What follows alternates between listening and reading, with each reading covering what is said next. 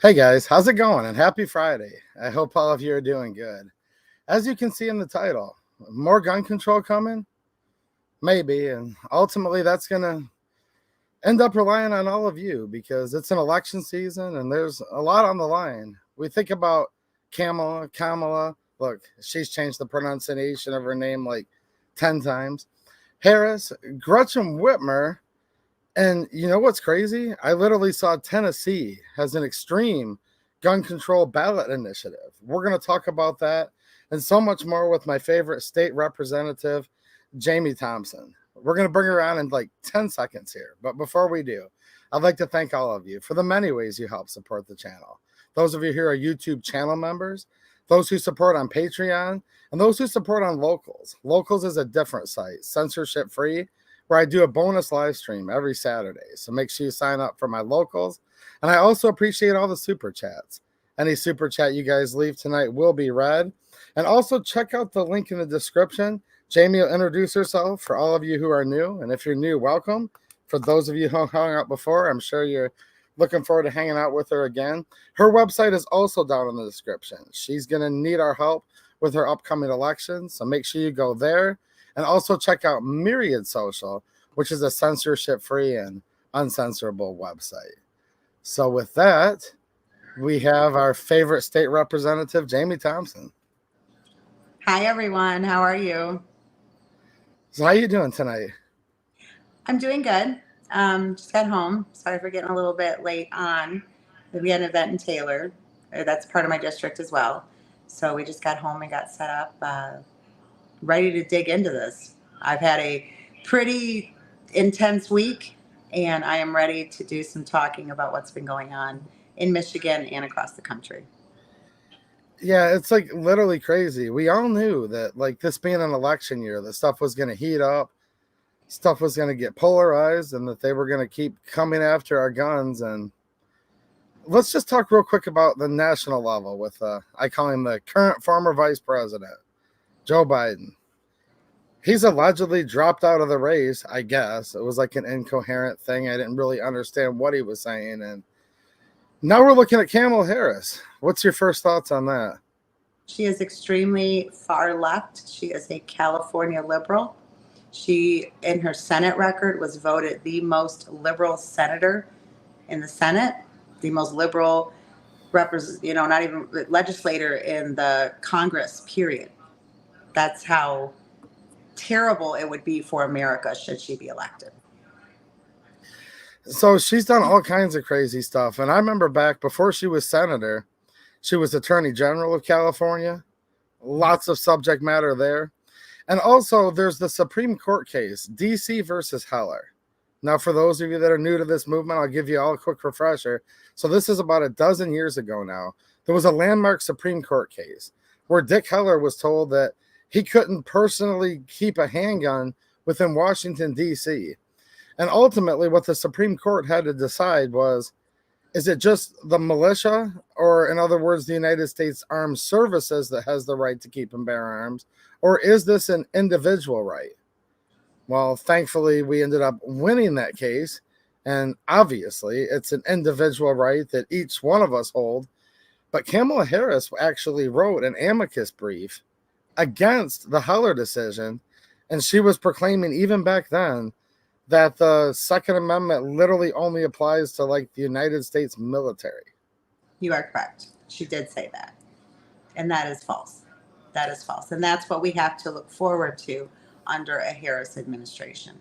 If she indeed is nominated as the president or candidate for the Democrat Party, and now I just heard today that Obama did come out and endorse her. I was thinking that he really understood that she was not going to be able to get enough moderate voters for her to win. And she has done some really egregious things. She doesn't have a lot of respect within the Democrat Party in general. So I really thought that he wouldn't endorse her, and then we would see something come into play at the Democrat National Convention, which is mid-August. Now that he's endorsed her, he seems to be the one that runs the party, so I'm not so sure. You are going to see the most furthest. If you think Joe Biden was liberal, Imagine Kamala Harris, who anytime anything doesn't go her way, she's going to pull the race card. And that is not okay, because the president of the United States should be there on their merit. I feel like, if anything, Democrats need to be angered that there was no democracy in their election. They chose Joe Biden, and Kamala Harris was just his VP pick. But they voted for Joe Biden to be their nominee. And now he's backed out. They have to keep her in, number one, because of campaign finance law, because they didn't want to lose all of the money that they had raised together with her being on that campaign finance report. And then they really didn't want all of the women and African Americans to start screaming, why didn't you give her a chance? But you have to remember that she is directly related to him. She has been there this whole time. She is the one that was telling us not to believe what our eyes saw, not to believe what we saw right in front of our eyes for 4+ years, when we knew this and the media lied to us and everyone told us absolutely not. This man is sharp as a tack. He's doing cartwheels in the Oval Office. She's the one that pushed that narrative. She's the one that was responsible for the border. She's the one that's responsible for the fentanyl that's coming through our border and killing, the number one killer of young adults. And the media, this is why we have to be extremely vigilant, and we have to really, I would suggest that after the primary, people take a break, take a breath, and then lace up your bootstraps and get ready to fight. Because the media is going to present her as America's darling. And what they're going to do, like they always do, is they're going to push the narrative so hard, and it's going to hit the screen in your TV, on your phones, in your social media, in your mailbox. It's just going to be flooded. And then it's going to make people think, oh, well, wait a second. Maybe she did do that wonderful thing, didn't she? Because they will warp your mind and make you think that she is something she's not. And the only way that we can stop it, because they're going to have more money than us too. They have so much money. We are going to have to be on the ground. We're going to have to register voters. I know people don't want to hear this, but the cold hard facts is we need more registered voters. I was just watching Fox News, and Ted Cruz said that. We have to register more Republicans. They have registered all their college students as Democrats, far left liberal Democrats, progressive socialist Democrats that want every one of our guns to be turned in.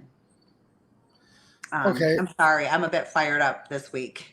No, I am too. And these are radicals, and they are literally coming after all of our guns nationwide, in Michigan and many other states. But I heard you say something, and this is something I've been getting a lot of pushback on, believe it or not, from a lot of people in the Second Amendment community. When I say, look, guys, you're going to have to get out and vote.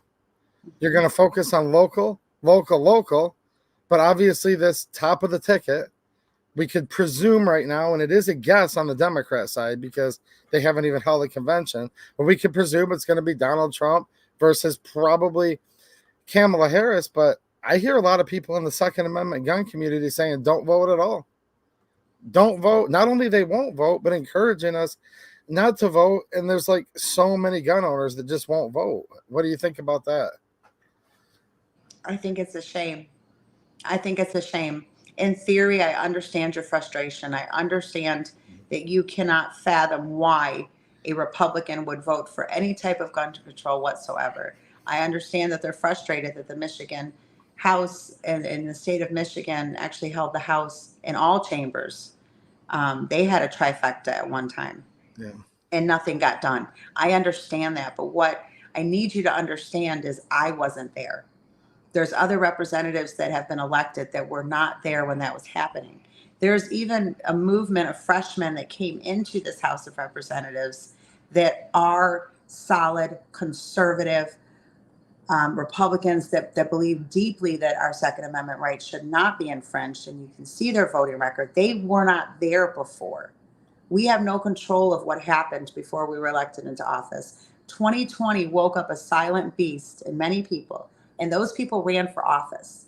And then we got stuck in the minority. So we have not had time to truly prove ourselves. Now, in the Michigan, We cannot do anything until we get the governor. We have to get a governor. We have to get a Republican governor elected into office.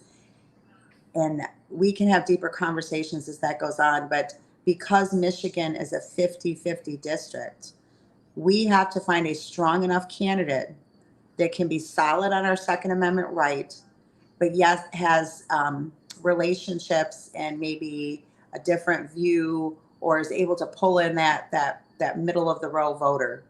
I think that Michigan is a strong Second Amendment state.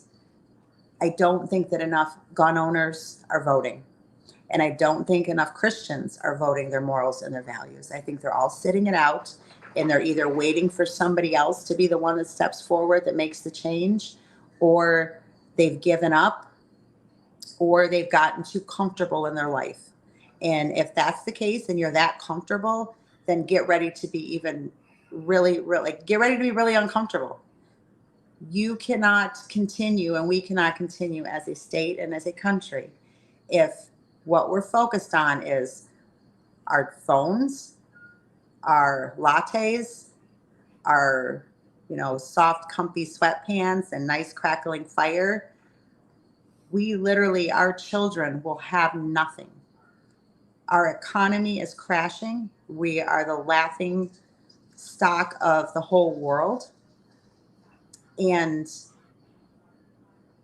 I mean, as we dig deeper, I'll even tell you more about how crazy and radical the left is. And there is no reason. I am tired of the division. I am tired of the fighting. I am tired of not being able to have educated debates and leave shaking someone's hand and not having to hate them or wish them harm. This is causing such division, and COVID just, compiled onto it this mental health that's never being addressed. And that's exactly why they're pushing for this gun control. Either they're too stupid to realize that it's not the gun that's causing these problems, or they don't care. Yeah, and they don't want to ask the tough questions of why do we have, and by the way, Lori DeVries, she's a good friend of mine. She says Jamie's looking great. So how's it going, Lori? But look, it's like, so they're literally making the Second Amendment one of the key things in this whole presidential race, down ballot races. Like I said, it's in Michigan right now. More threats to the Second Amendment. In a few minutes here, we're going to go over a story I have on Tennessee. It's everywhere. And for some reason, back to like what I just said a minute ago, I think it's only like 17% of Christians are voting.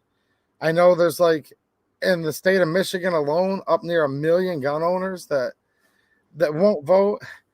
And here's what I hear from viewers, and I'm reading some of the things that I'm seeing here in the comments tonight, and then many times. Let's go to the national level. And you're a state representative, so I'm going to focus on state stuff. But Donald Trump banned bump stocks. He encouraged red flag laws. In some states, such as Michigan, ended up with red flag laws that you voted against. And they just feel totally disenfranchised there. And then my Michigan viewers will say, well, the minority leader of the Michigan House of Representatives, Matt Hall, he voted for gun control too on one of the bills. He voted no, in all fairness. I get some of them, but one of them he did vote for, as well as some Republican colleagues.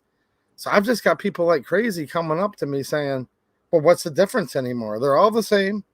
I just want to be black-pilled and go in the corner and complain and just tap out. What do you think? I think that you would be shocked. First of all, for the people that are aware of that and they're not doing anything to change that, shame on you. And because you have to realize there is a ton of voters that do not even know that those laws passed. I didn't even talk to you about this, Mike. I went to a little meet and greet in out of district in the 27th. In your favorite other Jamie, sarcastic, in the 27th.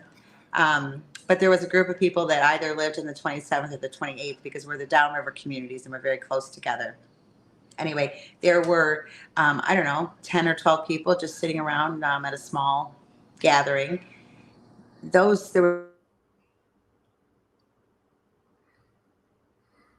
were Looks like a little technical glitch here, guys. 1 second. I'm sure she'll be back.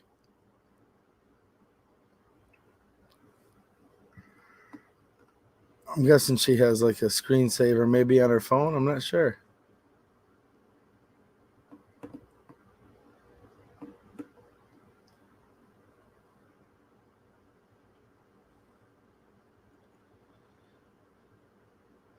In the meantime, I want to thank notably Nate for becoming a YouTube channel member. Thank you.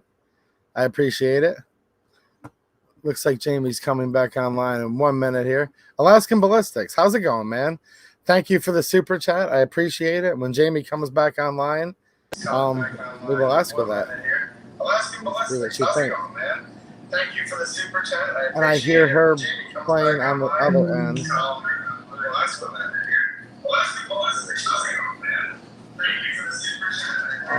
How can I fix this? Hold on 1 second, guys.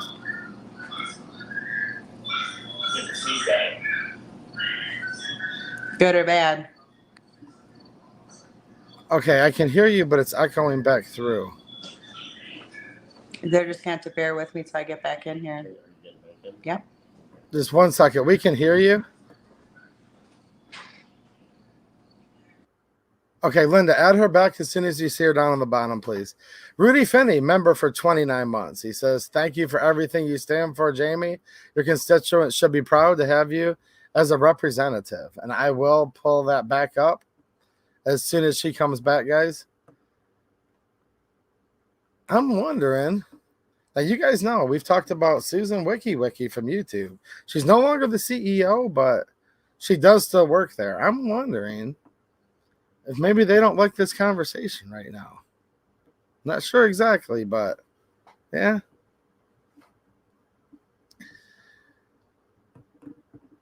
Okay, hopefully she'll be back in a little bit. Look, what we were just getting into is this.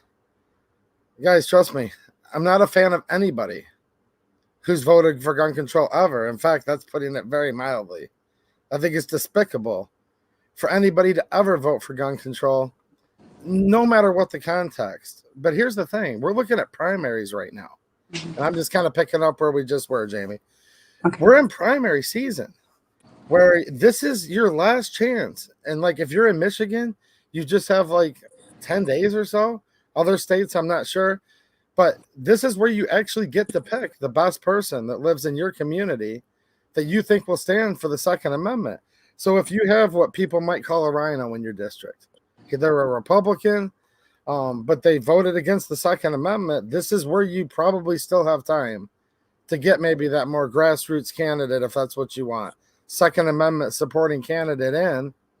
And that's what we need to do, is focus on what's going on with that, because just to not vote at all is pretty tough. It's kind of just like giving up. It is. And I know, I'm so sorry. My nephew was calling because I'm using my phone for this, and my nephew was calling and I clicked him off, but then all of a sudden it took my screen away, so I had to get back on. But yeah, what I started to say is, if you've given up altogether, then shame on you.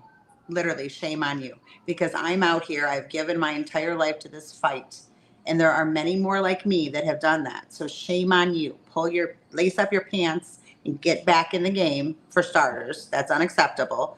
And then the people that do not know, the average voter that is not educated about this legislation or involved in Second Amendment support, but do support their Second Amendment right, they don't even know that groups like, 2A Patriot and Gun Owners of America and Great Lakes Gun Rights, they don't even know those organizations exist. They're just the average person that lives in their home and has their firearms for defense or hunting or whatever it is. These people yesterday told me we did not, and Michigan residents that live in Brownstown did not even know that these gun bills passed. They didn't even know what a red flag law was. They didn't know that they now cannot hand their long gun down to a family member without that being a registered firearm. They didn't know any of this. And I said, how can you not? I've been posting videos. I share things. I talk about it. I don't know how else we get them the information. I guess here's the thing. If you really care, then don't just sit there and wait for the information to be spoon-fed to you. Start paying attention to what's going on. Yeah. I mean, and I hate to sound so, because it's not my, it's not who I am to not be gracious to people. It's just the way this stuff has fallen down this last week or two in politics in the U.S. and in Michigan. It's time to open your eyes, guys. It is really time to open your eyes. And I said that in 2020. I never thought that what we went through in 2020, that we would still get the results in that election, or that we would get the results that we got in 22 when we lost the state of Michigan. That should have never happened. And you have people that are willing to fight, that we're not here. We were not here. So I can make that promise to you. I will never vote against the Second Amendment. And whatever I can do to help educate people and come speak at events and take phone calls from people, I will.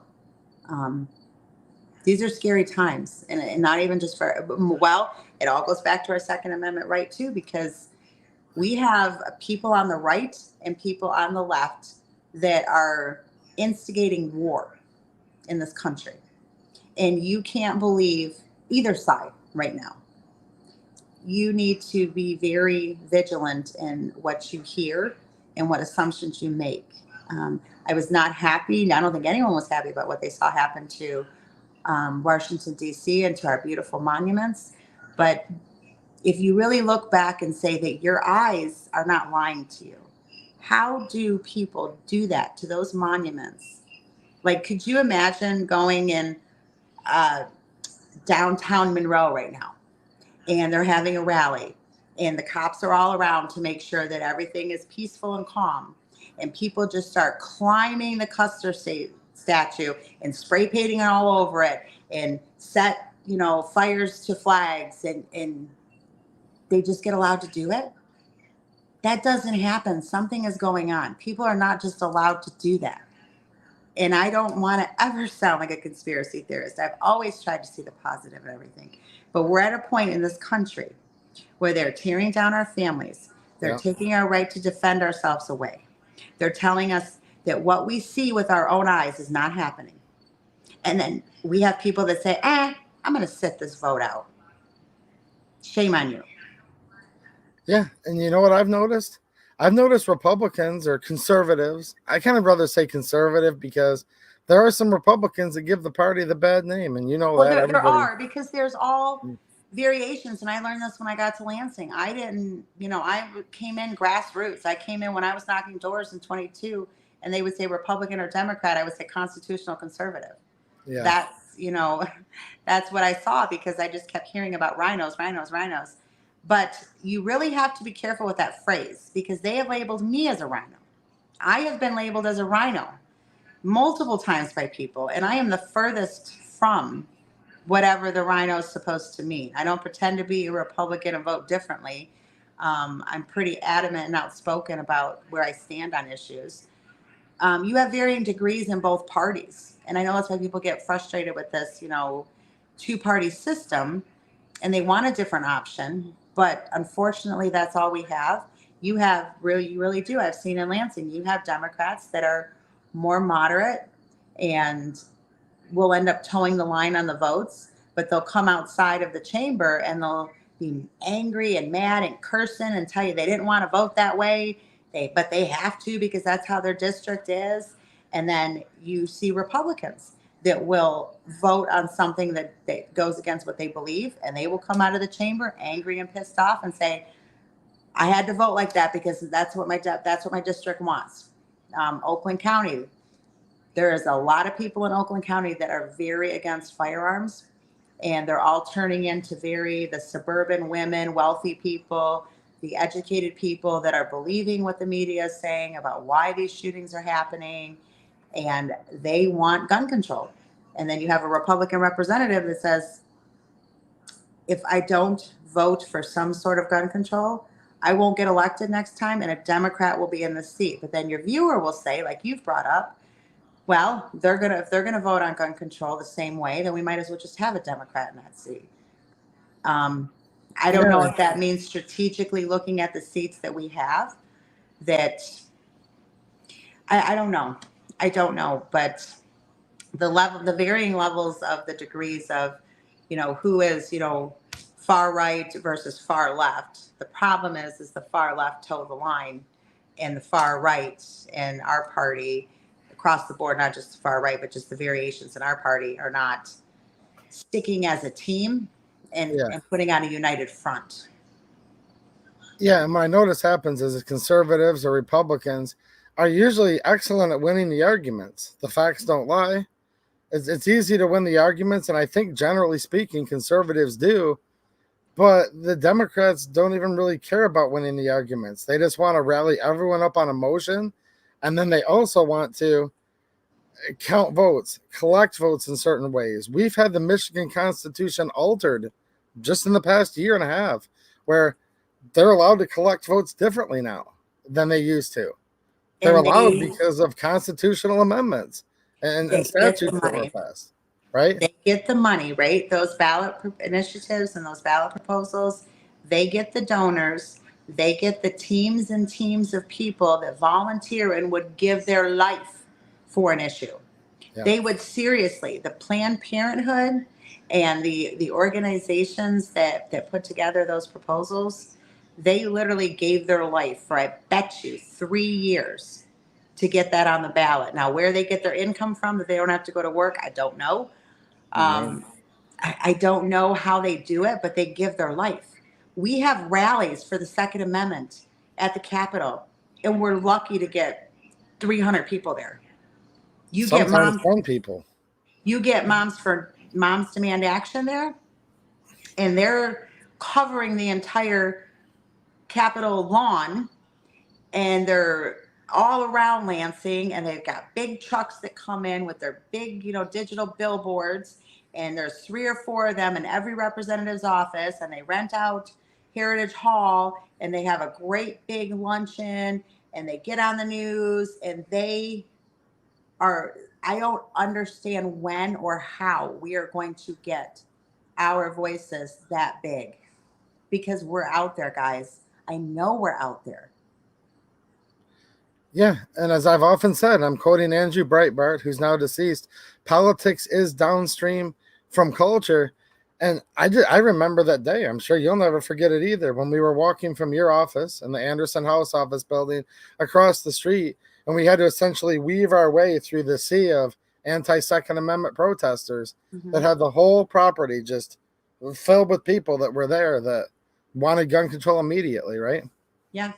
And there's other issues that those same organizations, well, not those same organizations, but the left-minded liberal organizations, they do the same thing in Lansing.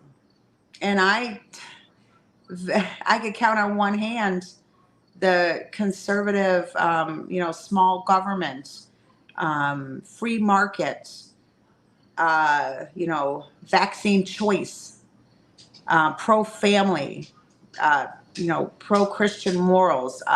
Actually, the Christian groups, I should take that back, because a lot of the prayer groups still come pretty strong to our Capitol and rally and advocate for prayer and for Christian morals and values. Yeah. But there's a lot of organizations, the conservationists, the green energy people, these people are very well organized. And it doesn't, it didn't start yesterday. They've been doing this for many years. They had to build their alliance, and then they had to execute it, and they had to stay focused. And you do a great job, Micah, on staying focused on your one issue, the Second Amendment, because so many conservatives, Republicans, grassroots, they get, oh, here's a butterfly, and here's another butterfly, and they get so scatterbrained on all the problems they want to solve, they never end up solving anything, because they don't stay laser focused on one issue. They jump in different pockets, and then nothing gets done. Yeah, and all we have is, I'm going to pull up a comment right here. Avsterbone, who I know in real life, I've met him at several events. Maybe you've met him as well. He says Moms Demand is an AstroTurf movement funded by a single billionaire. That's why they get turnout. They have Mike Bloomberg, and then he continued and said it's all fake. Well, look, Mm. I have a response to that. It is, but it's not fake at all, actually. It is, but it isn't, if you follow me. So, yeah, there probably isn't all those people there that are truly that eager to ban all of our guns on their own. There's a billionaire involved. He busses people in, buys them lunch, allegedly, and I'm just going to say these are allegations, but allegedly they'll even pay people like a per diem to come and do these things. So yeah, I get it. It's fake from that aspect, but here's the problem. It's actually real, because here's why it's real. Regardless of how they got there or who paid them or didn't pay them, when they come and they flood the whole Capitol lawn and they fill up all of the levels of the rotunda at the Capitol, where the gallery's completely full up top, the lobby's completely full on the lower level right outside the House door, and they're making the building shake when they're screaming for gun control, I think reality starts to kind of set in. What do you think? Yeah, I agree. And I would love to see that with our Second Amendment supporters. We don't have to go in there guns blazing. You know, no one has to go in there. You know, you can't even go in there with firearms anymore. But when you used to be allowed to, you don't have to go in there that way. And You nobody ever did. There was never a shooting right? inside the Capitol. No, I know that. I'm just saying, if we go in and everybody goes in, you know, with the same darn T-shirt or something, and it's your normal everyday Joe that's not involved in the movement but just has firearms at home, lots of women that carry to protect themselves. Where are those people, and how do we find those people? And why can't there be a movement there where we show our presence? Because they're not showing those Democrat voters, and they're not showing Governor Whitmer, and they're not showing everyone that this is important to us. Because if we were there in those numbers, it might make them like think a little bit differently. We've done nothing to stop them on anything they're doing. How are we intimidating them? How are we doing anything to make them think that we're here and we're fired up and you're going to listen to us? And intimidating, you mean intimidating them to lose their seat in the next election? Yes, thank you. That's exactly what I meant. Because nowadays you can't say anything but someone doesn't take it the wrong way. Oh yeah, everybody's all snowflakes and they all get butthurt online. But look, it's time for people to start getting involved in real life in your local elections. Okay? We had in your primaries. I'm sorry, and I know many of you, I'm sure, have this in your local districts. So, Micah, you're in Monroe County, which is a red county. For the most part, especially Frenchtown, you guys have it locked down. So here in Brownstown, you pull a Brownstown ballot. The only Republicans you have running for any seat in office in Brownstown right now are me for the State House seat, Heather Smiley, she's running against Debbie Dingell for the 6th congressional seat. And that's going to be tough. That might be it. That might be it. So your township supervisor, your township trustees, your township clerk, your county commissioners, every single person in Brownstown on your ballot is Democrat, other than I think just those two of us. So you're not going to vote for the president in the primary. So when you pull a Republican ballot, you're going to be like, oh, wow, I have 2 seats to vote for. So I don't even get to vote in a primary for anybody else because nobody else ran. Nobody else wanted to stand up, and you know, government needs to be fixed locally. If you look at the way they're spending money and the way they're spending your money on things that you don't even want, that you don't even know what's happening, why wouldn't you want a seat at the table? It does not take that much time out of your life to be on a city council or to be, you know, I mean, gosh, where are all of our conservatives? And I agree. And if any of you watching can't do it, find someone in your hometown that'd be better than you at it. We want our best, right? And get behind them. See, I get this question all the time. You know I do. 2AE to you. Why don't you run for state representative? Well, I'm very lucky that I have like the best state representative anywhere in office. So you do that. I'm very thankful you're willing to do that because I do not want your job at all. It's crazy. I don't know how you do it, but I thank you. But I have to get behind you, though, and support you to make sure we still have somebody awesome that's there fighting in the Capitol, right, in Lansing, Michigan. You know, and something else that I'm really angry about, and the reports came out today, You and I haven't had a chance to discuss it, but the campaign finance deadline was at 5 o'clock. So everything had to be submitted. And because it's a deadline and it's digital, you do it online, it'll pop up like right after 5 o'clock. So everyone's campaign committee report showed up today all over, right? So throughout Michigan, what we saw was every single one of our vulnerable members, the California liberals and the Washington elites, dumped hundreds of thousands of dollars into their campaign accounts. So those people are pretty much like buying our district, and they don't live in our districts. They don't know our districts. And our poor people, poor, I don't want to say poor like unwealthy, but a lot of us are poor. Blue collar people that can't spend that kind of money. Why in the hell should campaigns even cost that much? So when I ask people for money and donations for my campaign, I don't want to do that.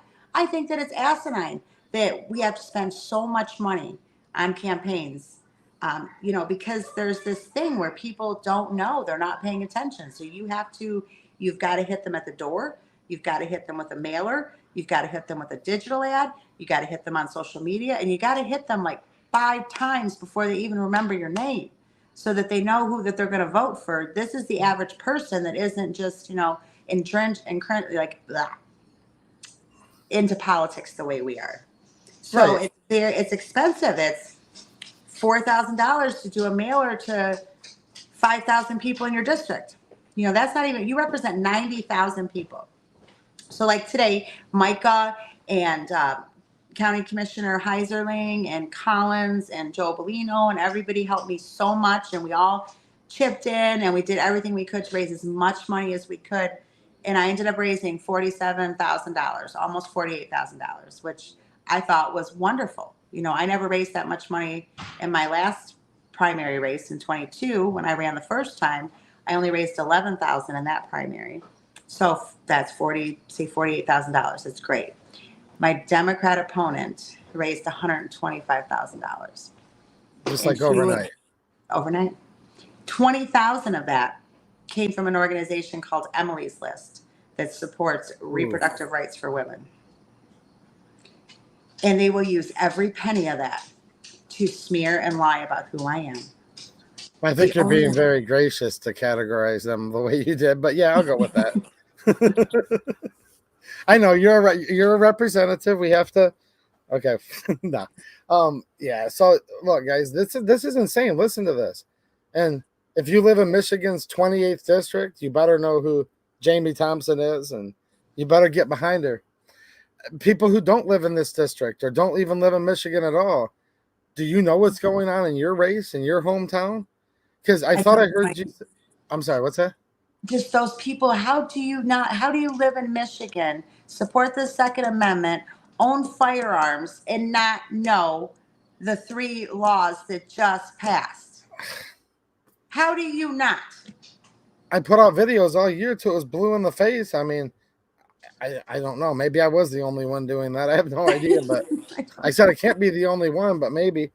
But did you say California and like money from out of states pouring into the...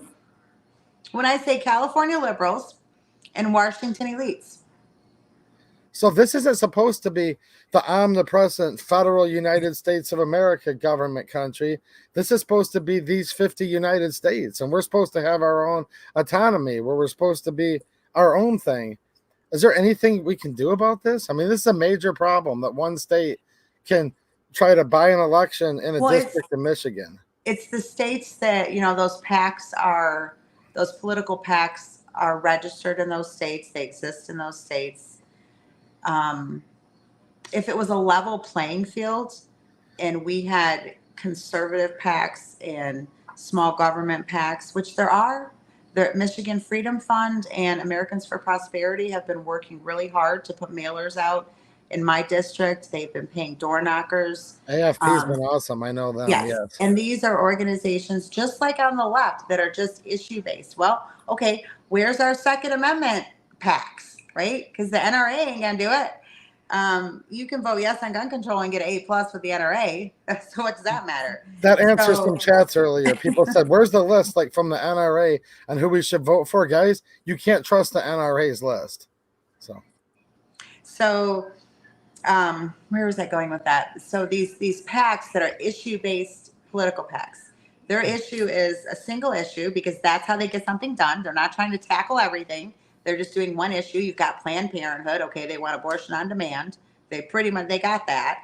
But they're still going to claim that they didn't. So they can still skew racist because Dems can't run anything else.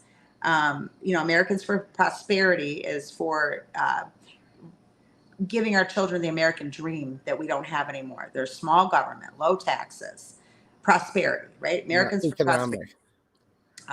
Michigan Freedom Network. They believe in the freedom of choice to choose your child's education. They believe in the freedom of, the same thing with smaller government, less taxing. These, and then you've got conservation PACs, and you've got all the different PACs that they get involved, and they send money to these candidates. And they also do mailers. They also do door knocking on both sides. But the problem is that for some reason, even though Michigan is one of we are ground zero for being a purple state, I really believe that we're a solid 50-50 state, the majority of it being a blue dog Democrat, not so much a far left Democrat. They just haven't realized and woke up yet. We don't get the out of states that come in and try to say, you know what, we need to look what's going on in Michigan.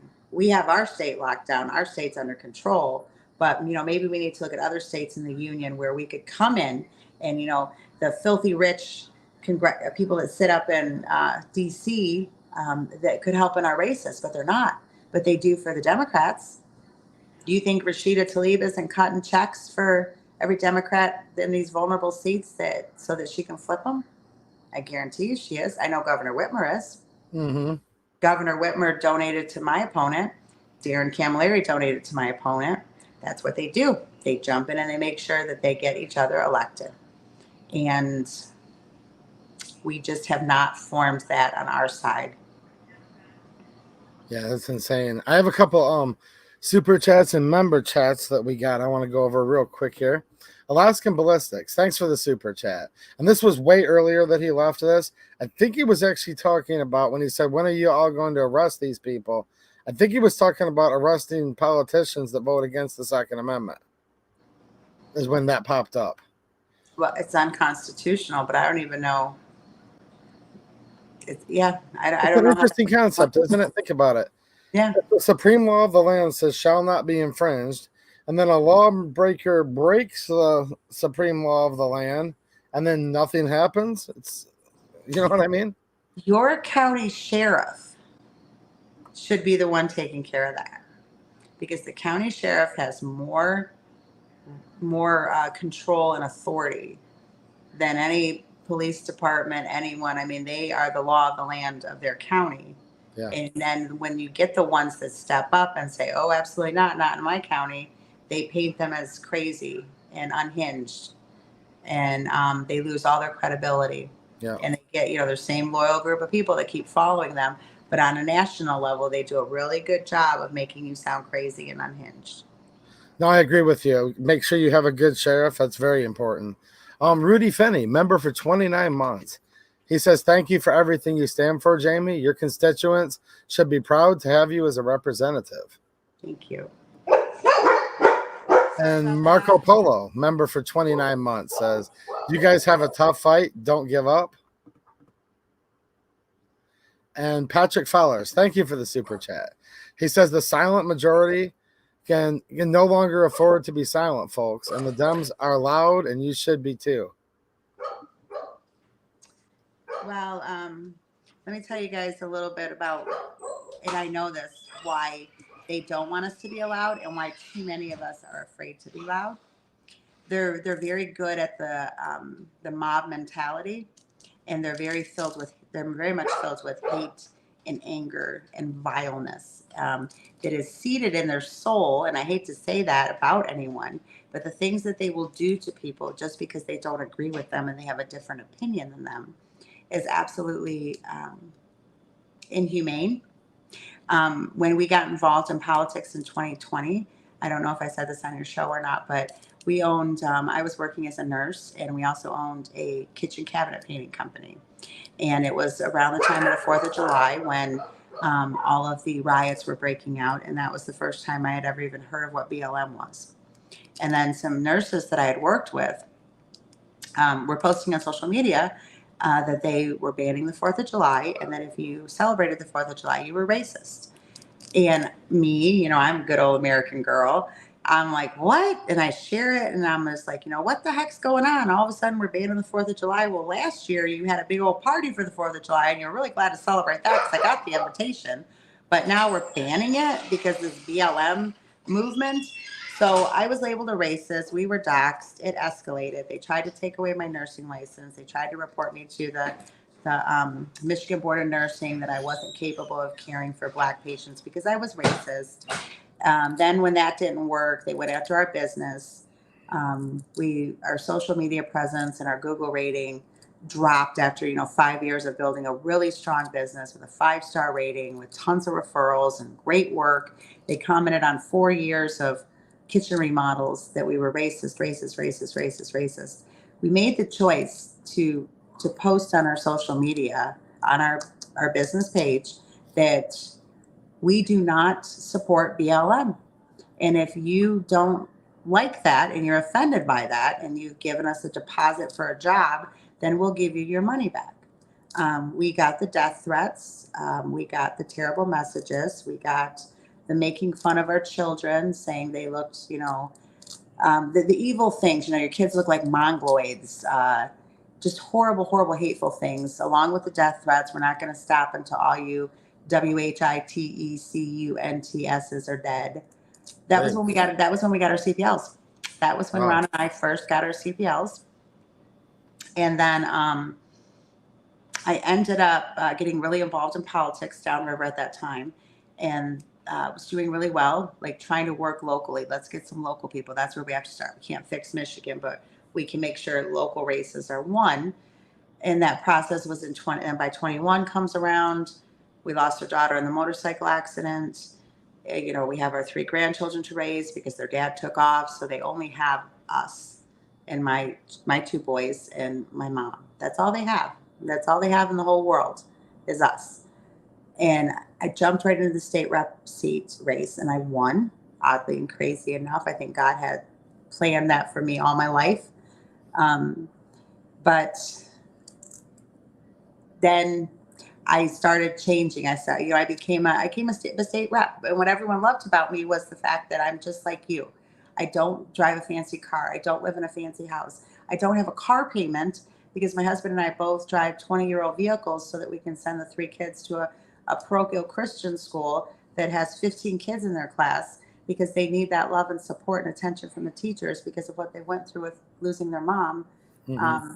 So we make those sacrifices for them. Not that I don't support public education. I think I support the choice.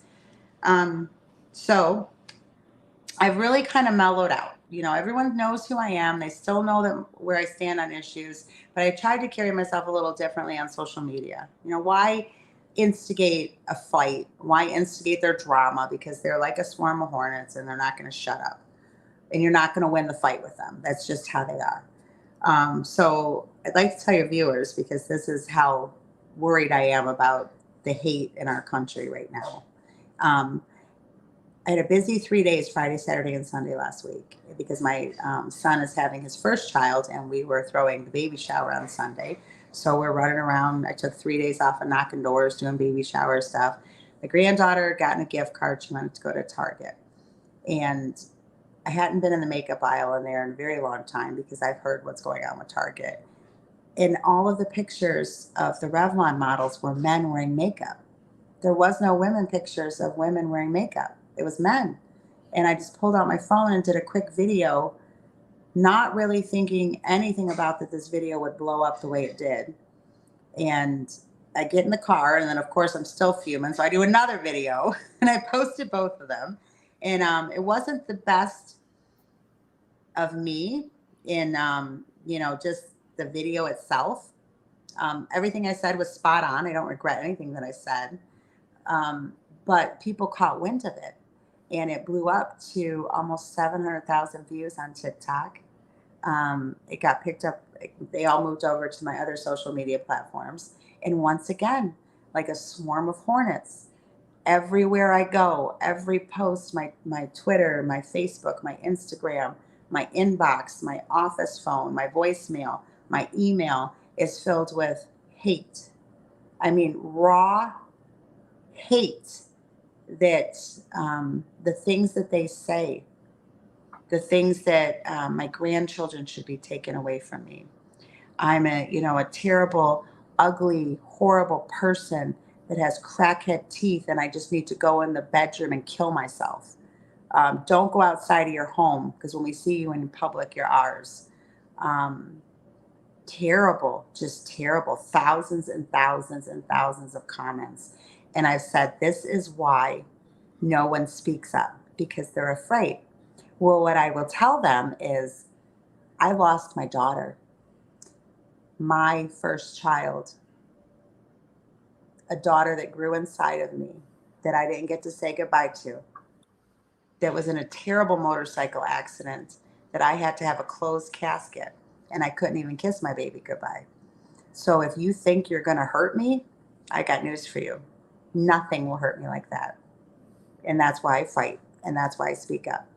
And it is sad that I had to be put in this spot, that I'm going to have to be tough as nails to speak up for our families, for the demasculating of men, for the tearing down of our family, for the taking our right to defend our families away from us, because nobody else wants to get attacked. They don't want to lose their business. They don't want their neighbors to look at them funny. They just want to sit and be quiet. Well, guess what, guys? Look what you got. Well, I appreciate you fighting, because these people are crazy, in my opinion. Literally. They are. And my husband's, yeah, and I know you're concerned for my safety too, Micah. I know you are. I know you guys are. And I thought, I had to apologize to my husband, because you never know what video is going to go viral. You never know what you're going to say, because all of my, I think, videos are they're pretty conservative. I'm pretty vocal about where I stand on issues. But I never thought this one would get the attention that it did. And I told my husband, I said, I'm sorry. I'm an elected official, and I didn't even think about putting the children at risk for these crazy people. And then I thought, the way they talked to me and the messages they sent to me, how terrible is our world that they would message someone those horrible, hateful things to go kill yourself. And you don't think that all these messed up teenagers that are being bullied and harassed and made fun of for their appearance, that we're not losing kids because of that, because we live in such a hate-filled world that we can't just say, damn, you disagree with me, you suck, and move on. Yeah. You have to rip them to pieces and watch them bleed on the ground or something. That's not us. That's their party. They're the intolerant party. They're the party of hate. Yeah, we have been seeing that too, which is, I'm going to read a couple more of these chats.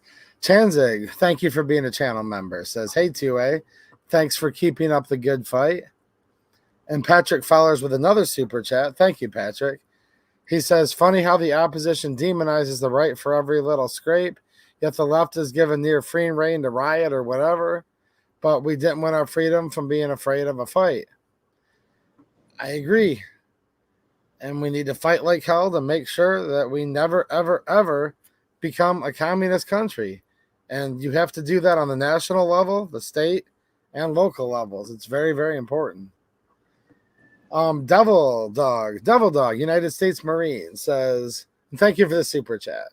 He says the three biggest criminals in Michigan are Gretchen, Dana Nessel, and Jocelyn Benson.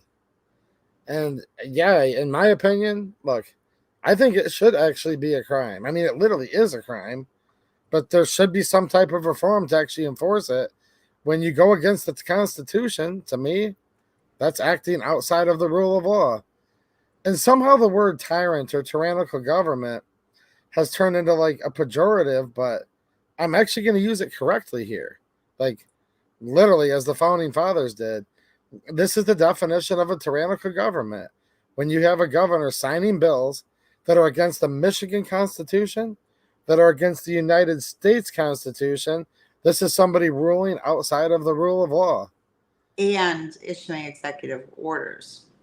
Executive orders, bypassing our legislative branch, bypassing my Senator Joe Bellino, my Representative Jamie Thompson, and just decreeing stuff with the stroke of a pen.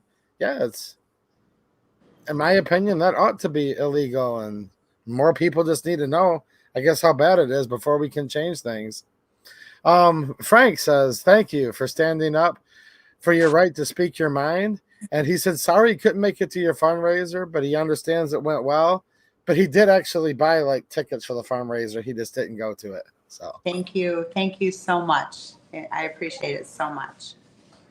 And this is our friend Frank, who you've hung out with in real life, by the way. So there's lots of Franks out. Oh, I do remember. I do remember now. Yeah, when we were in New Hudson hanging out. Yeah. Yeah. And Mateo 1371 says, you're challenging the narrative, the agenda, so the vitriol will be fierce, Jamie. I know. Yeah. And then Midwest Logger says, we need more Jamie Thompsons. And he's a good guy fighting the good fight up in Grand Traverse County. Him and some of the Republicans invited me to speak at their dinner that they had, which was awesome, and I had a good time with those guys. I don't know how much longer you want to stay on, but do you have a few more minutes? We've been on about 55. Yeah, I could do probably another 10 or 15. Okay, so let's go quick here because I want you to react to a couple things in the news, and then I will cover anything that we don't get to. So let me throw this up here.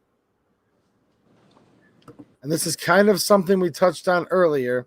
But look, guys, like gun control is one of the top things on the agenda in the state of Michigan throughout this whole country. They're going to try to cram as much of it through as possible, like literally. So gun safety group Giffords unveils $15 million campaign to help Harris and other Democrats. The gun safety group Giffords unveiled a $15 million campaign. The organization, founded by former Representative Gabby Giffords, is spending the money to reach voters through television, digital, and mail advertisements. And this is what's interesting. The efforts will support elected allies, so allies of gun control, up and down the ballot, and promote policies that close loopholes and save lives, the organization said in a statement. It will also bolster Vice President Kamala Harris's historic bid for the White House. Now, let me skim down here real quick and look at the big targets. The efforts will be targeted in swing states, including Arizona, Michigan, California, and New York, where competitive races could determine who controls the House. That would be the U.S. House of Representatives. Generally, that would also be all of these state House races. So this is just in case anybody thinks or believes the rhetoric that Kamala Harris is not anti-gun. With just over 100 days until Election Day, Giffords will redouble its efforts to support champions who are committed to saving lives, including ensuring that Vice President Kamala Harris becomes the next president of the United States. Now, here's where I want you to chime in. I'm almost done. The advertisements will be focused on congressional districts where gun violence messaging, and I'm just reading the article, guys, is powerful among women and Latino voters. The organization said its efforts are backed by research and polling that target where gun violence is an issue of concern to voters and the upcoming races. So they're going to be targeting women and Latinos specifically, thinking that they're going to get elected for their gun control stance. What do you think about that? I don't know why. Why would it be Latinos? And why would it be? I'm sorry. Sorry. My husband Ron just came in to get Bryson out of the kitchen. And the dog. No, that's good though. It's good to have security because they're. Oh yeah. We're being very reserved tonight, but to say the least, guys, some of the stuff I've seen, she needs good security right now. We'll just leave it at that. But they're targeting Latinos and women. The woman thing is easy. The woman thing is easy because they pushed that narrative in Lansing that if a woman were to have been a victim of domestic violence, her abuser can no longer own a firearm in the state of Michigan. But the way they passed the legislation was it wasn't acts of domestic violence. It was maybe calling on the phone too many times. It was, things that are not okay, but they're not violent. Right. And that doesn't mean that they're going to be violent. So their narrative, their push for telling women that they are at risk and their abuser, could escalate the situation and kill them with a firearm, which the statistics for that are less than being strangled or stabbed, actually, so that's a false narrative. I see the women and I see the suburban moms and the ones that believe, in these mass shootings that are happening, and it's all because of the gun and it's all because of the access to the gun. And it's so easy to get guns, right? It's so easy to get guns. Even before these laws passed, who could just walk in to a gun store and just easily just like pick it up and take it home? I mean, this tons of red tape if you do it lawfully. Yeah. This is not, it's not easy. It's not easy at all, but they'll give you that impression that it is. I see why they're going to target the women voters. I'm not understanding why they're going to target the Hispanic voter. And then I will tell you the counties in Michigan, we look at these swing seats. I'm in a swing seat, but downriver is a very Second Amendment district. Even all the union workers, there's a lot of hunters. There's people carry. It's a more of a Second Amendment supporting district. Now they can push a lot of commercials to change people's minds and make them feel guilty because they'll lie in a video, which they're very good at doing. Yeah. Showing poor innocent kids running or something just to tug on people's heartstrings. Kathy Schmaltz in that district, she's like that Washtenaw Jackson district. That's a very close race. I could see that fitting there. I'm trying to think, but you've got the Wayne County, that's where you're, Wayne County, Flint, Jackson, what are the other big cities where the crime is in? And by the way, Lansing, those are all Democrat run anyway. So they would really target Donnie Steele in Oakland County. I know Oakland County, if you look at the trends, downriver is moving further to the right, but Oakland County is moving further to the left. Those are those, highly educated women and suburban moms.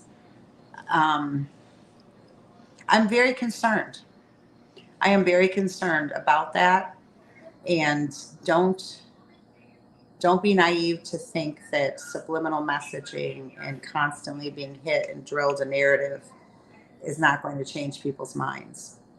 and Because they will think, well, I'll keep mine and I'll do everything right. So, it'll be okay. It's not going to affect me.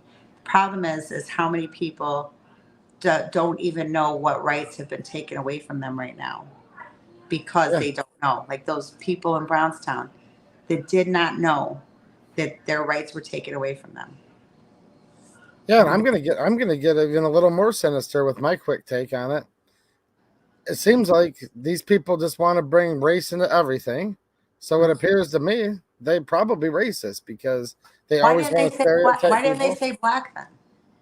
Well, that'll be the next campaign. Look, they always want to divide everything on racial lines, and also with women. I was actually talking to your husband Ron, who's one of my good friends, awesome dude, and Ron's a pretty tough guy. He has lots of training, military veteran, bigger dude, not like overweight, but like tall and good looking guy, right? Now Ron, Ron and I are walking around the street, dude. We're not worried about anything. Me and him are pretty tough dudes. We can scrap, we can fight. But no, we're worried about you. We're worried about my wife, Linda. Now, what an insult is this to women who the Democrats claim they have the monopoly on the women's vote? And they're saying women want gun control. Women don't want to protect themselves because a firearm in the hands of a woman's a great equalizer if there's somebody bad that's much larger and physically stronger than her, right? So I don't know. It's insane. They're trying to scare her, but there's not enough women that speak out against it who do carry and who do support being able to defend themselves. Because remember I told you that we got our CPLs at that Phoenix Rising where it was a woman instructor. She only got her CPL and became active in shooting and carrying, and then now she does like full on tactical drills and stuff. Phoenix Rising was the name of the shooting range. I don't know if it's still. I don't even remember where it was. It was a good drive, Yeah. Warren somewhere, but it only happened to her because she almost had her child kidnapped in a like a Myers parking lot or something. Wow. And that's why she went to get something to protect herself. She had to like literally rip the cart away from someone who her child was sitting in the cart in the car seat to try taking the cart.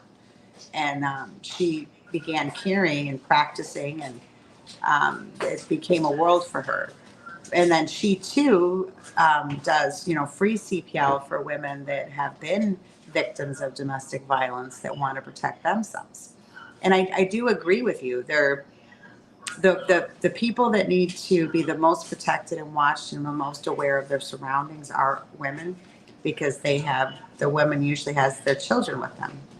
And when things are going on with all of these illegal immigrants coming through our border, um, the attacks, the terrorism that has happened, and I believe is not going to stop anytime soon.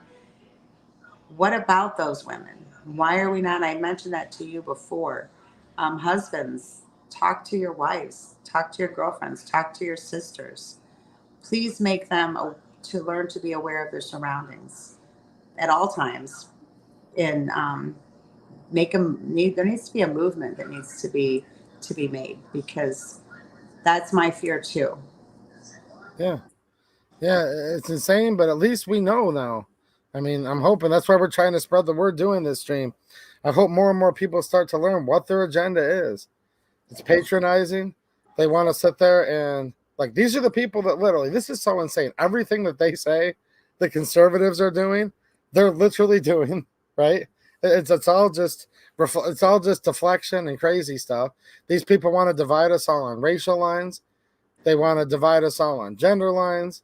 They want to mix the genders together where you don't even know. I mean, look at that Supreme Court justice. They asked her, "What's a woman?" She said, "I don't know. How could I possibly know? I'm not a biologist." I mean, what's look? That's literally what they're trying to do right now. And then think about it. I mean, what happened to uh, masculinity in men? Like the weakening and softening of men. It does feel to me like the Republican Party is the only political party now that are actually really fighting, and they're the new feminist, because they know, like you watch Candace Owens. I don't even know if anyone watches Candace. She says, this whole DEI with having to hire so many women in law enforcement and in the Secret Service and Yeah, in everything. Not that they're not capable. I mean, they go to war for our country, but you take someone who is as trained as they are, probably 9 out of 10 times, a 300-pound dude is going to flip a 140-pound woman on her back.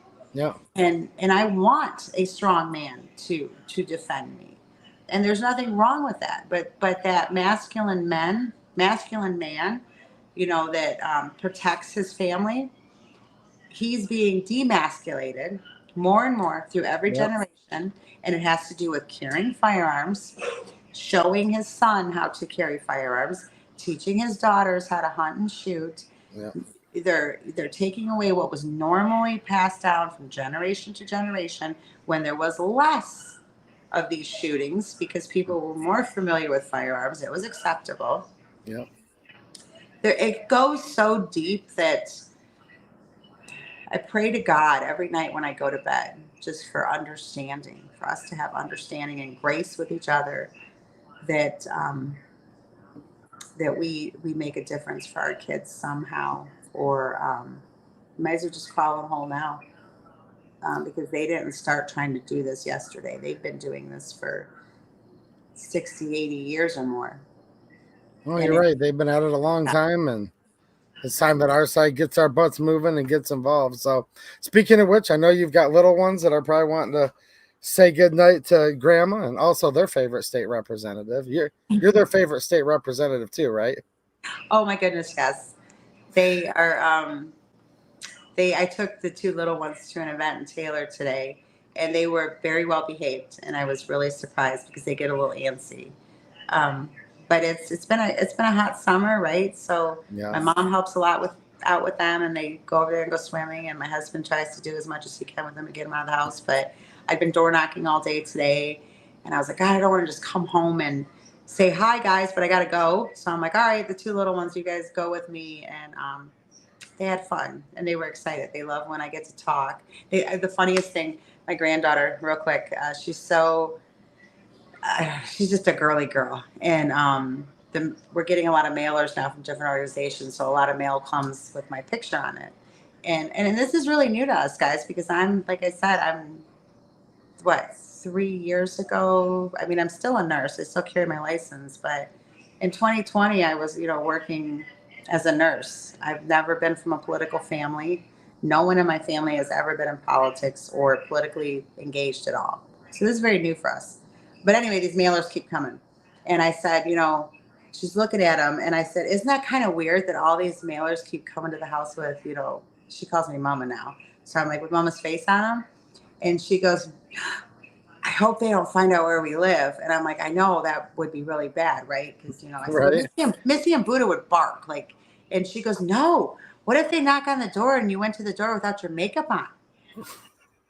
And I'm like, leave it to her to say that. And actually, I don't know. According to the liberals, I need a makeover. Well, women don't.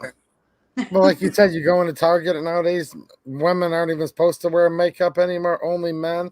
And this whole world's going crazy. So tell people real quick where they can find you. And guys, before she does, I have a link down in the description of this video. That's the Friends of Jamie Thompson page. That's a place that you can get behind her and support her. I encourage you guys do because it's a dogfight. Other states are trying to buy her seat right now. Other countries, I'm sure, are trying to buy her seat right now, one way or another. So she needs all the help she can get. And how can people follow you online, and what can they do to help you fight the good fight? Yes. So on TikTok, I am on TikTok, Rep Thompson with a blue check mark. So I'm verified on TikTok. I am on X. I think it's Rep Thompson 28 with a blue check mark. I'm on Facebook. State Representative Jamie Thompson is my official Facebook, and then my campaign, because legally we have to have separate ones. I know that confuses people. So my official state government is State Representative Jamie Thompson. My campaign Facebook, where I talk more about my campaign and how you can support us, because it's not state related or government related, is Reelect Jamie Thompson. And my campaign website is friendsofjamiethompson.com. And that's in the description of this video. And just some real quick kind words on the way out. Anne Marie, who I know is all the way in Massachusetts, which they're literally going crazy there on gun control, says 2A, I'll support Jamie. That's awesome. And Harry Grimley says, Jamie Thompson, you look great. And yeah, I'm trying to see here. I had a couple more. And then we'll leave with Frank's. He says, help keep the faith. You're doing good work. So yeah, even when we have bad days, guys, we just have to, sometimes vent, pray, cry if you have to, and then pick yourself back up and stand to fight another day. And I'm going to do that because there is no way I'm letting them take this seat from us. So they better prepare for a fight because I'm here to fight. Well, I appreciate you, and go spend time with your grandkids, and I'll talk to you soon. All right, bye. Thank you, Micah. Thank you guys so much. I love the channel. Bye, Linda. Bye, Lindsay. Bye, Jamie. Bye. Man, she's a good one, guys, isn't she? I certainly really like the job that she's doing here in the 28th District in Michigan. And look, I know a lot of you guys don't live in Michigan. Some of you do. And if you do, I really hope you can help support her. And look, support means many things. Notice I didn't just say, send her all your money. That is a way to support. But what I mean is look, these people need encouragement. People like her that are fighting the good fight. They need people to help them knock doors. And these themes that we're talking about here, we made some Michigan references, but look, it's all the same thing now. It literally doesn't even matter anymore where you're at. The Second Amendment's not sacred, and nothing's sacred to these people. These people have literally gone insane when it comes to the Second Amendment and so many issues. And I know some of you might not believe me, but I'm about ready to pull up something that we're going to go over just for a few minutes here, where they're literally going after part of Tennessee in the same exact methodical fashion, with the same ordinances, bills, laws, as they did in Michigan, because this isn't just the Michigan agenda.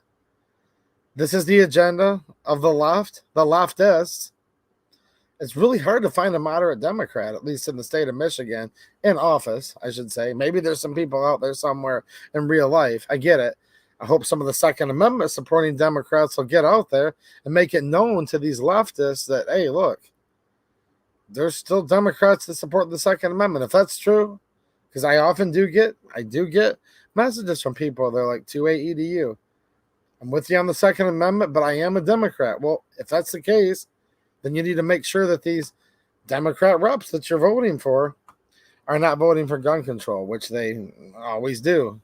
At least they always have within the past year. So I am going to show you this, and then I'm going to read a few more chats, and we're going to jump off. I appreciate the support in the super chats tonight, guys. And let me show you guys a good deal real quick before I forget. This is my infinity target.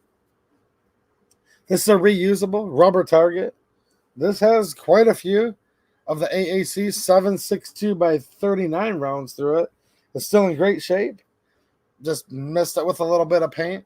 They still have a huge sale going on. So check the link down there in the description. You can save 20% off and get free shipping if you spend a certain amount. So make sure you check that. And also make sure you check out my locals community in Myriad Social. One more thing. I've talked about RPM. That's Rockville Precision Munitions. For more information on them, check out my locals and Myriad. I'm going to make posts there. I'll give you guys a little teaser. And then we're going to talk about Tennessee, I promise. So I was at an event for candidate for Michigan House of Representatives, Josh Powell, yesterday. And he had a fundraiser event at the range. I know several of you who are watching now have gone to a few of his range day. It's like range and gun range and tacos and hanging out. And I took out a pistol that I haven't shot before. The video will be coming out soon. I'm going to put little teasers of it out in the meantime for my supporters. But I shot some of that RPM 9mm in it, just the regular old plinking ammo. And you'll see when you watch the video. You look at the ejection pattern and stuff. I'm like, ooh, this stuff is hot. And then I shot some of the 124 grain, and I'm like, man, this is like right up there with some stout NATO level and possibly even plus P. So definitely check out RPM, because we're talking about Tennessee, and they're actually located in Middle Tennessee. It's a small family-owned ammo company, and we're on YouTube, guys. So I'm not sharing any info here, but make sure you go where I just referenced, and you can check all of that out. So I'm going to catch up on a couple of these generous super chats, which I really do appreciate, because you guys are my sponsors, and yeah, I don't have any Soros money or whatever, just you guys. Soros money. Jeez, oh Pete. Would you take a penny of it if it was you? Nah, not me. I'm sure none of you would. Soros money. He just donated tons of money right now to Michigan, and I'm sure your home state and hometown too. You're literally not safe anywhere right now. This what sucks. Patrick Fellers with another super chat. Thanks, Patrick. I appreciate you, man. He said, to support the Constitution and laws, let every American pledge his life, his property, and his sacred honor. Abe Lincoln.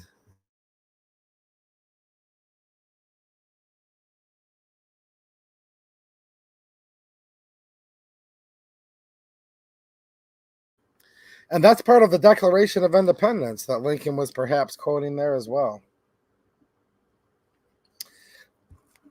All right. Rudy Finney with a super chat. Thanks, Rudy. I appreciate it, man. And a channel member. And you've always been a very generous contributor. Thank you so much, Rudy. Chris Gilbert with a generous $20 super chat. Says, what does Jamie think about how the middle of the night passing of legislation as fast as McDonald's makes burgers? Well, unfortunately, she did have to jump off the stream. She has little ones that she takes care of. She kind of shared with you guys earlier the unfortunate passing of her daughter, and her husband Ron, they're good people, man. They're raising 3 little ones, and I just didn't want to keep the kids up late because they wanted to say good night to Grandma. But I will tell you what she thinks of it. Yeah, she thinks it's a bunch of BS, and she thinks it's crazy. I've actually been talking to her in the middle of the night each of these times that this has happened, and it's tough to do anything from the minority, meaning the Democrats have a 2-seat majority in the House and Senate, except for you got to hold the line and fight the good fight, and hopefully enough people. Hopefully it's the will of the Michigan people and the will of everybody throughout the United States to get stuff turned around. But I can assure you, Chris, I can speak for her on that. She does not enjoy passing legislation like this in the middle of the night, and yeah, not a very professional way to do things, in my opinion, either. And I'm sure they're probably trying to hide what they're doing in the middle of the night too. Mateo 1371 with a $5 super chat says, just because. Well, thank you. I appreciate that, and appreciate all of the work that you do behind the scenes for the channel. Thanks, man. And Anne-Marie B just sent a $10 super sticker. Well, thank you, Anne-Marie. I appreciate it. And they're like trying to literally outlaw everything in Massachusetts right now. I'm trying to comprehend all this, but I guess the bill was just signed. Now, speaking of Tennessee, like I said, I hate this. I hate this so bad. It's like, but it's everywhere. Marco Polo. I don't hate Marco Polo. I just got another super chat. Thanks, Marco. I appreciate the super chat and you being a local supporter, channel member. Nice shirt, by the way, in your avatar. He says, thank you, and Jamie from Virginia. Well, keep up the good fight, Virginia. I know you guys are right on the edge. Swing state. Stay strong, man, and thank you for the support. Now we're going to pull up Tennessee. Hold on a minute. Memphis. This is a brand new story. This is just breaking. Memphis putting gun control measures up to city voters. Now, I'm going to say this right away. I actually did some research on Tennessee. And Tennessee has what's called a state preemption law, meaning that no local jurisdiction of government can put restrictions. I'm just saying this is a real quick summary. No local jurisdiction, no state, no city, county, village, whatever, can put restrictions on the Second Amendment greater than what the state has. It's called state preemption. If it's not a state law, local units of government can't do it. And I remember when Nashville, Tennessee had all the anti-gun signs, and gosh, it must have been, I don't know, when did we go down there, Linda?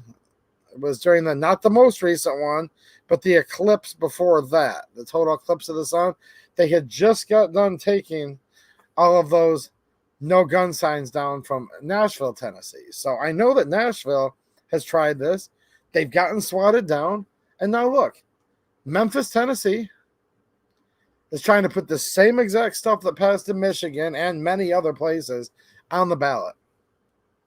Memphis City Council approved a referendum Tuesday to ask voters whether they would support regulations on firearms in the city.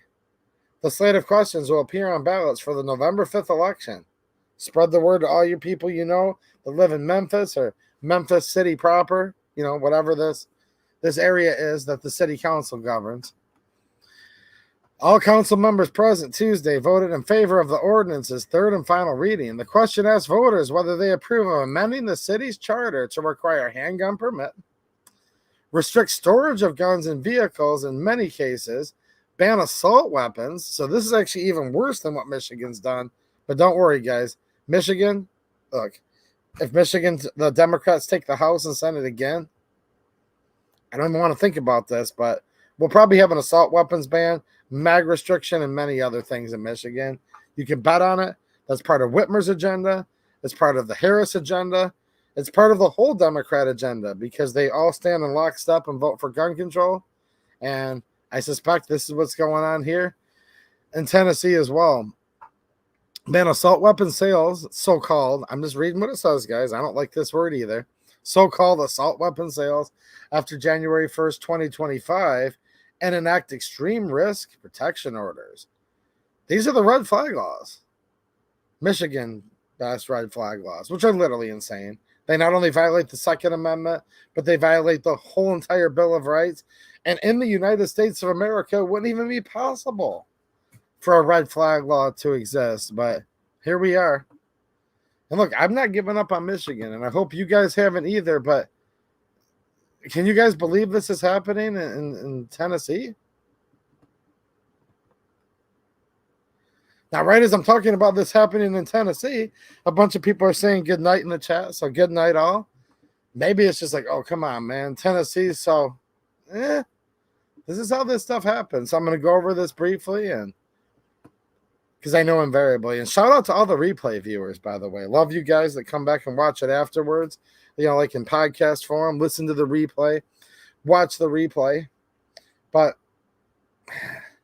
every time like, you take a good southern state like Tennessee, whether it's Kentucky, whether it's Texas, it doesn't matter. Anytime something like this comes up, the gun community generally is like, oh, whatever. Time to tap out. Time to go to sleep. Kentucky will never pass a gun control law. Tennessee will never. Look, there was no gun signs up in the city of Nashville all the way across the board, what, a decade ago now or so? I mean, question number 1, shall the charter of the city of Memphis be amended to read, are there any good old boys left in Tennessee is what I'm trying to ask? Where's all the Southern boys at? Let's see. Let's see if this happens. I don't know. It's not just the Yankees anymore, guys. It's happening in y'all's backyard. No person shall be allowed to carry a handgun in the city of Memphis without possessing a valid handgun carry permit. No person shall be allowed to carry, store, or travel with a handgun in the vehicle in the city of Memphis without possessing a valid handgun permit. It shall be unlawful for a person to store a firearm, whether loaded or unloaded, or firearm ammunition in a motor vehicle or boat while the person is not in the motor vehicle or boat, unless the firearm or firearms ammunition is kept from ordinary observation and locked within the trunk, utility or glove box or locked container. Question number 2, shall the charter of the city of Memphis, no, I don't want any updates, be amended to read, the citizens of Memphis hereby find and declare that the proliferation and use of assault weapons pose a threat to the health, safety, and security of all citizens of Memphis. Hereafter, it shall be unlawful and prohibited for a person to possess or carry openly or concealed any assault rifle in the city of Memphis. Persons with valid handgun permits are exempt from this restriction when possessing or carrying an assault rifle on their privately owned property or at a shooting range. So even with the permit, you wouldn't be exempt in other spaces. Hereafter, the commercial sale of assault rifles within the city of Memphis is unlawful and is hereby prohibited. I hope all of you Tennesseans are keeping track of this. The provisions of this chapter shall not apply to the commercial sales of assault rifles too. And of course, they exempt all of their own military, police, people that have badges, uniforms, or costumes, or whatever otherwise that they wear. And then extreme risk protection orders, which is red flag laws. Those are literally going to be on the ballot. It was just approved unanimously, I guess, within the city of Memphis. Tennessee. Wow.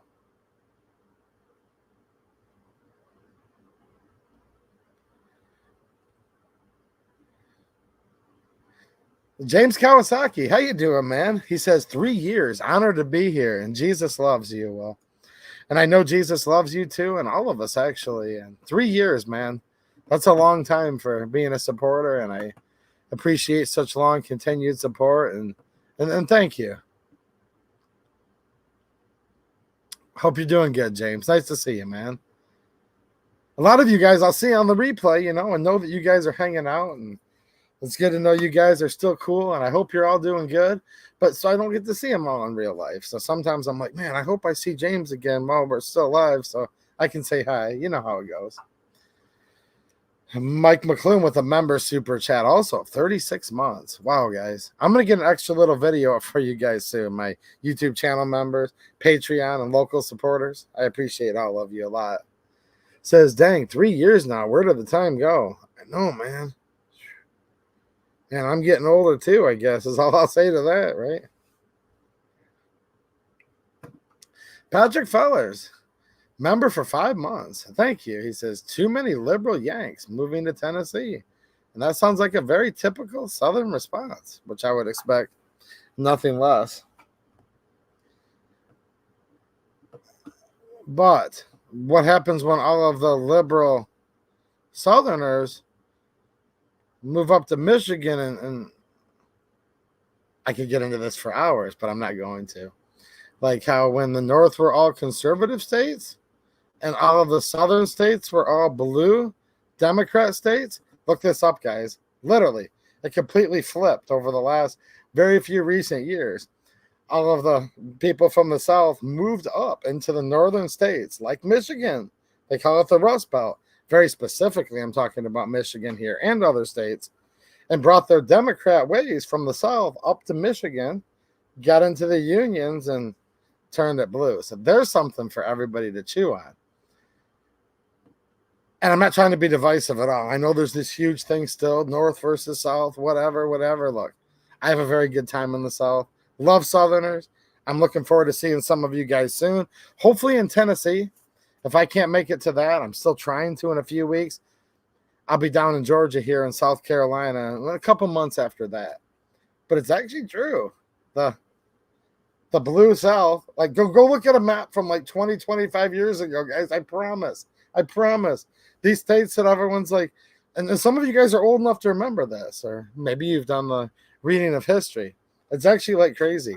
So all these southern states were all completely blue, like pretty much entirely.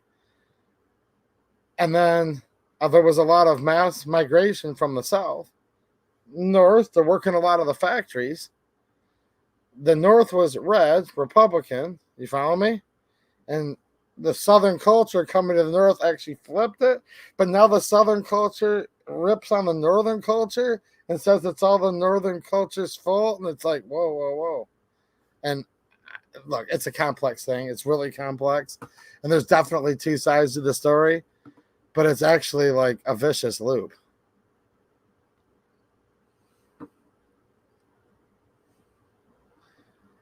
See? And like I said, to you as well, good sir.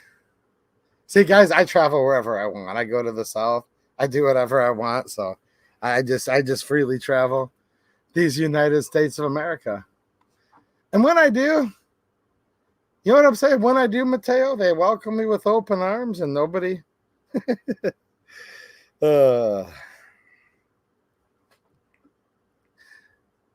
I travel around to any state I want whenever I want. All right, guys. Hopefully you had a good time tonight. I think it was a great talk with Michigan State Representative Jamie Thompson. She's awesome. She's a good one. Check out her site, which is down there in the description. And I hope to see some of you guys over on Locals soon. I'll be live streaming over there tomorrow night. Check out Myriad Social. It's a uncensorable, censorship-free site where I post good deals on stuff that I literally can't post here.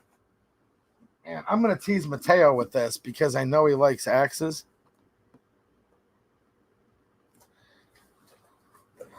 Because Jeremy Wilson says, shout out to Georgia.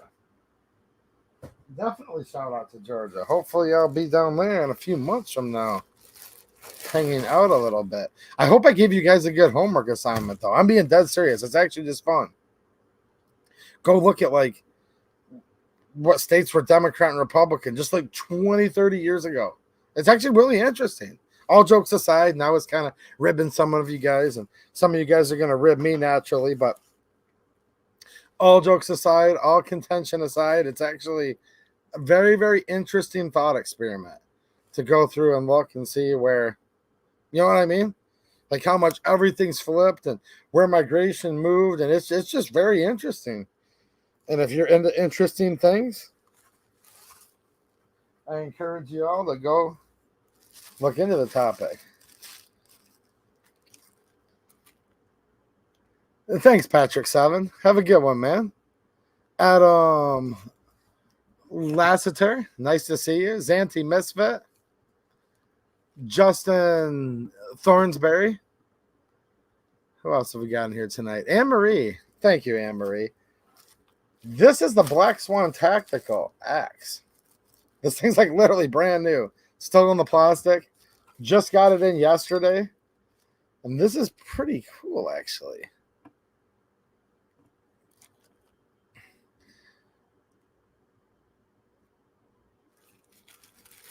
Nice wood handle. Leather wrap. Like literally still in the plastic. Now, some people might say I should probably do a torture test with this. Shout out and thank you to my friend John Crump for making these available. I think these are still in stock, guys, if you want to buy one. I know they were in stock when my order went through, but definitely check out Black Swan Tactical. And he's in the axe business now. So this is not an official review. This is just a teaser. I was telling Mateo about it on the phone last night, and even with all the plastic on it, maybe you can get kind of a gist of the size of it. And I mean, it could be swung with one hand. But yeah, I have no affiliate link for any of these. Nothing like that, guys. Just literally showing you that I like cool stuff too. And this came in yesterday, and I just took it out of the box. And maybe some of you guys are just here for the Second Amendment. Maybe some of you just like guns. But hey, the Second Amendment isn't just guns. The Second Amendment is guns, knives, tanks, fighter jets, axes, right? Axe. Yes, Dale. What's happening, Dale? He says, so we can ask Crumpy a question there.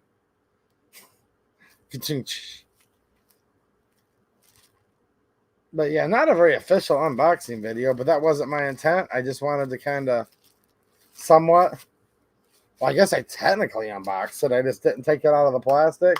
I don't really want to use it, though. What are you supposed to do? Let me know, guys. What are we supposed to do? You get something like this that looks so nice.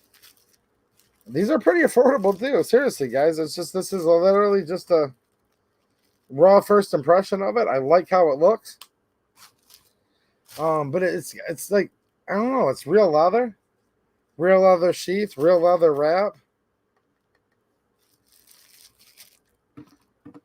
I think I can actually share this. Let me see here. What's happening, Justin Thornsberry? Pillbox Bunker, how you doing, man? Nice to see you. Barney Brady, what's happening, man? I'm just going to pull this up real quick here so I can remember some of the stats because, yeah, like I said, I just got this in yesterday. I was just like, I think I just want to take a quick peek.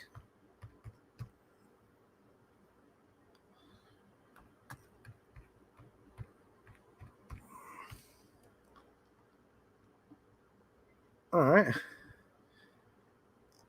Oh, they're both sold out. So I guess you guys will have to wait until they come back in stock. And I do not like being that guy, but it literally did just sell out. I promise I'm not lying. Literally, as Mateo, he was looking at these with me online like yesterday. So, but like I said, not a shill deal. I do not have a link, nothing like that. I just wanted to show it to you, and I like it. It has a rosewood handle. It's made out of 1095 steel, and it's wrapped in leather. First edition has an upside down B&S to set it apart from future makes. This is our first X, and I bought one of the inaugural edition ones, and you guys could have too if you would have got it in there and bought it a little bit quicker. But yeah, we'll go over this later when they come back in stock because I literally hate to be that guy. But I promise you, I thought these were in stock because I was talking about it on the phone and they were still in stock last time I checked. But I've been out cutting grass all day and sometimes stuff sells out. And speaking of stuff selling out, I posted some smoking deals on locals this week and pretty much all of them have sold out. So definitely make sure that you guys are following my deals that I post over there every day if you want to see cool stuff and save tons of money.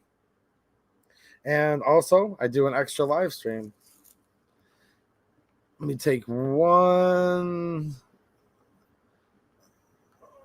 last look here. Ooh, Jeremy says, time to teach you how to throw it. Yeah, what do you do, guys? Do you, an axe that looks this nice? And it does look nice. You can go over to Black Swan Tactical and look at pictures of it. Do I throw it and do I chop with it? I think I'm going to totally like pansy out. Ooh. Now, don't worry, guys. I'm still tough. Tougher than most people watching, actually. But I think I'm actually just going to like take it out of the sheath and just like display it somewhere. Is that what you're supposed to do? Or are you supposed to use the darn thing? I don't know. Let me know. I might be able to be persuaded a little bit. Okay, see, Justin sees what I'm getting at. Put it on your wall. Don't break it. You know what I mean? I don't know, guys. I don't know. It's like you kind of want to use it. But here's the thing. I have like axes and hatchets. Like I'm a landscaper for a living. Several different types of axes, hatchets, stuff like that over there that are made to be used. And this is made to be used too, but those are already like, you know, they have just like a fiberglass handle on them. And actually, my Estwing hatchet has a leather wrapped handle, but still, those are just like work tools, and they don't look as pretty as this does. That's the difference. Ross says the scroll work lends it to being a showpiece. Yeah, probably. So maybe you guys are cool with me displaying it. I thought I was going to get razzed like crazy, but yeah. I'll probably just display it and enjoy it. Love y'all, Patrick Feller says. Well, good night, man. Love y'all too.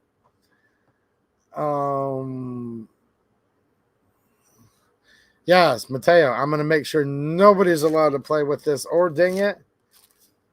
It's going to be stored in perfect, immaculate condition.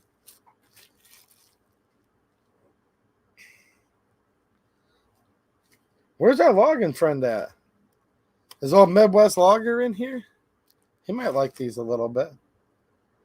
He's quite the, well, this is kind of both, best of both worlds for him.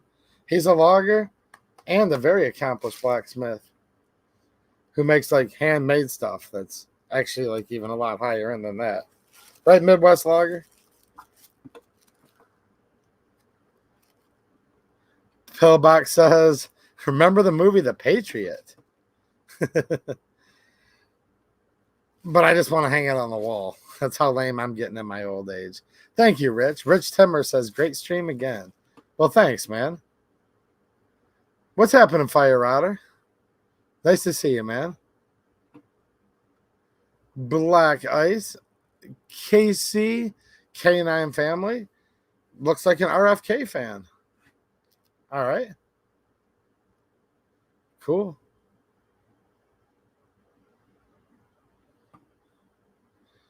I think I'm going to hang it on the wall, Adam. You know what I mean?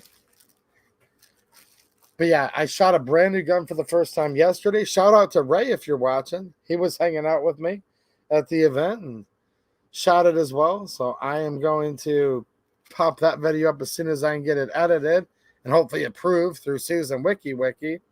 And Justin Thornsberry, I was just talking to one of my friends from Columbia, South Carolina, if you're still there. It's the capital of South Carolina, guys. It's also the home to Palmetto State Armory. And I am planning on, and I'll be there. I'm going to be in Columbia, South Carolina, right around the beginning of October, actually. So, yeah. Let me know if you guys are watching live or on replay in the comments. If you're near Columbia, South Carolina, let me know, and maybe we could do a little meet and greet at like the PSA store or something like that. So let me know. And Girl Carpenter is in the house. What's happening, man? How you doing? I promise it's a guy. I mean, it says Grill Carpenter, but I've met him before. He came to Marksman Shooting Sports in Indiana, so yeah. People probably wonder, right? They're like, it says Grill Carpenter. Why are you calling her a guy? Well, it's a username. I don't know how these things happen, but it's all good. But he's a very manly man, and he's a cool dude. What's up, Randy Smith? Yeah, the gavel lady. Yeah, that's Lori Pohutsky, and yeah. Good night, Patrick.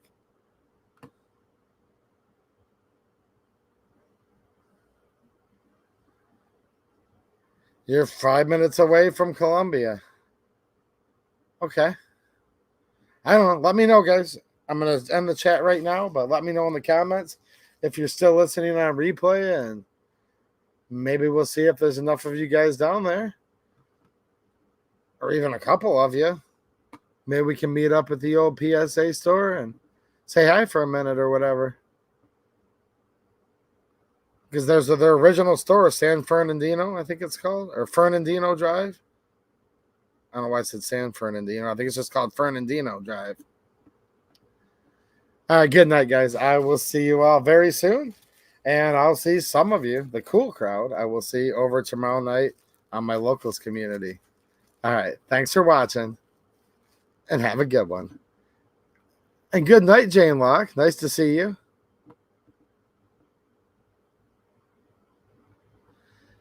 And good night, Washburn Billy. Nice to see you too.